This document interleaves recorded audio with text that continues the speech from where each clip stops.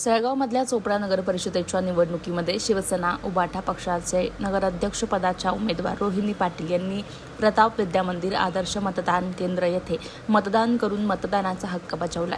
यावेळेस त्यांनी मतदार बंधू आशीर्वाद रूपी मतदान करून विजयी करतील अशी अपेक्षा व्यक्त करून मतदारांना जास्तीत जास्त मतदान करण्याचं आवाहन केले। यावेळी त्यांनी संवाद देखील साधलाय, पाहूया।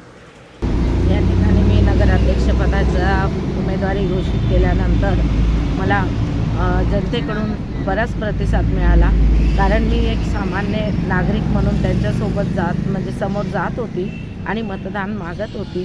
त्यावेळेला मला सगळ्यांनी सांगितलं की आम्हाला सर्वसामान्य कार्यकर्ताच पाहिजे आणि मला जास्त पसंती तुम्हालाच देऊ आम्ही असं म्हटले आहे। आणि मला तो पूर्ण माझ्या जनतेवरती, मतदार बंधूंवरती, माझ्या चोपडेकरांवरती माझा पूर्ण विश्वास आहे आणि मला फुलाची पाकळी तरी त्यांच्याकडून अपेक्षा आहे आणि जनता मला पसंत करेल हे मला 100% विश्वास आहे। मतदारांना काय आवाहन करणार जास्तीत जास्त मतदान करण्यासाठी?